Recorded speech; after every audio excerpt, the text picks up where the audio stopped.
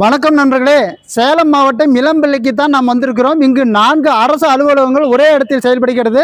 இந்த இடத்துக்கு தான் வந்திருக்கிறோம். அதில் முதல் அரசு அலுவலகம் சேலம் மாவட்டம் இளம்பிள்ளை கிராம நிர்வாக அலுவலகம் மற்றும் இளம்பிள்ளை ஊராட்சி ஒன்றிய துவக்கப்பள்ளி பள்ளியும் இங்கே தான் இருக்குது. மற்றும் நியாய விலை கடை இங்கே தான் இருக்கிறது. சேலம் மாவட்டம் இளம்பிள்ளை நியாய விலை கடை மற்றும் இளம்பிள்ளை நூலகம் இதுவும் இங்கே தான் இருக்கிறது. இது போன்ற 4 அரசு சார்ந்த அலுவலகங்கள் இங்கு செயல்படுகிறது. முக்கியத்துவம் வாய்ந்த இடமாக இருக்கிறது. மற்றும் இவ்வளவு முக்கியத்துவம் வாய்ந்த இந்த பகுதியில் ஏராளமான சீலக்கடைகள் இருக்கிறது. சீலக்கடைக்கு வருபவர்கள் கழிவு நீக்கம் செய்வதற்கு வழி இல்லாமல் சிரமப்படுகிறார்கள். ஏராளமான கடைகள் இருக்குது. ஏராளமான மக்கள் சீலை எடுக்க வருகிறார்கள். அப்படியேப்பட்ட நம் சேலம் மாவட்டம் இளம்பிள்ளைக்கு ஒரு கழிவறை தேவை. இந்த பகுதியில் இந்த கழிவறை பராமரிக்கப்பட்ட கழிவறை தான், அரசின் கழிவறை தான். இது தற்போது பராமரிக்கப்படுவதே இல்லை. குடிநீர் அதாவது தண்ணீர் வசதியும் இல்லை. அதனால் இந்த கழிவறையை பயன்படுத்த முடிவதில்லை. உள்ளே அசுத்தமாக இருக்கிறது. இதை சுத்தம் செய்து அரசு பலர் பயன்படுத்தும்படி, மக்கள் பயன்படுத்தும்படி பயன்பாட்டுக்கு கொண்டு வர வேண்டும் என்று கேட்டுக்கொள்கிறோம். உள்ளே சென்று இந்த கழிவறையும் பார்க்கலாம், வாருங்கள்.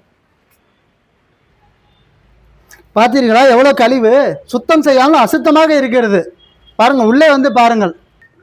பாருங்கள் உள்ளே எவ்வளவு அசுத்தமாக இருக்கிறது என்று. இந்த பொது கழிப்பறை எப்படி பயன்படுத்துவார்கள்? 4 அரசு அலுவலகங்கள் ஒரே இடத்தில் சம்பிக்கும் இடம் சேலம் மாவட்டம் இளம்பிள்ளை. இந்த இடத்தில் இப்படி கழிவறைகள் இருந்தால் எப்படி? பாருங்கள், பீ நன்றாக தெரிகிறதா என்று பாருங்கள். இந்த பீயை கழுவி கூட விடவில்லை. கோப்பையில் அப்படியே பல நாட்களாக இருக்கிறது. இந்த கழிவறையை பராமரிப்பதும் இல்லை. ஆகையால் இந்த கழிவறையை பராமரித்து அரசு மக்கள் பயன்பாட்டுக்கு கொண்டு வர வேண்டும். பலர் வெளியூர்களில் ஜவுளி எடுக்க வருகிறார்கள். இப்படி கழிவறை இருந்தால் நம்ம ஊரின் பெயர் என்ன ஆகும்? ஊரின் பெயர் எப்படி கெட்டு போகுமா போகாதா? ஆகவே இந்த கழிவறையை பயன்படுத்தி சுத்தம் செய்து கழிவறையை பயன்படுத்திக்கு கொண்டு வர வேண்டும். பாருங்கள் பீ எப்படி பேண்டு வைத்திருக்கிறார்கள் என்று. ஆகவே இந்த கழிவறையை சுத்தம் செய்ய வேண்டும் என்று அரசிடம் தாழ்மையுடன் கேட்டுக்கொள்கிறேன். மனித கழிவான பீயுடன் ஒரு சுய புகைப்படம் எப்படி இருக்கிறது? அசிங்கமாக இருக்கிறதா?